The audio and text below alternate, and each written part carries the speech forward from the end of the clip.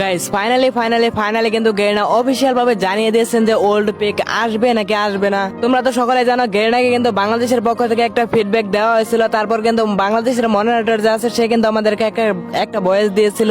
তারপর বাংলাদেশের মডারেটর কিন্তু বলেছিল যে গেরিনার সাথে এটা নিয়ে কথা বলবে। তো ফাইনালি কিন্তু কথা বলে ফেলেছে এবং দ্বিতীয় ভয়েসটা কিন্তু মডারেটর থেকে আমরা পেয়ে গেছি। তো গাইস আমি কিন্তু তোমাদেরকে আগের ভিডিওতে বলে দিয়েছিলাম যে এই ওল্ড পিক কিন্তু আর সারা জীবনের মধ্যে ব্যাক আসবে না। তো আসবে কি আসবে, যাই হোক এখন আমরা শুনবো যে বাংলাদেশের মডারেটর এই ওল্ড পেক নিয়ে দ্বিতীয় বয়সটা কি দিয়েছে।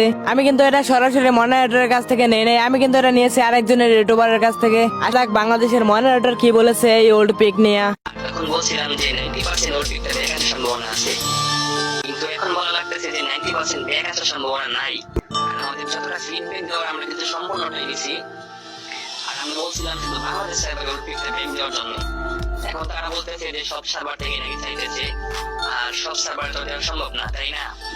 এখন মনে করেন যে দুঃখজনক ভাবে বলা লাগতেছে যে ওর পিকটা ব্যাক আসবে না। এখন 10% এর ভিতরে মনে করেন 10% দিয়ে কি হইব, 10% এর ভিতরে মনে করেন যে ওর পিকটা ব্যাক আসবে না, তাই না? তো এটাই ছিল আমাদের শেষ আপডেট, মানে ওর পিকটা ব্যাক আসবে না।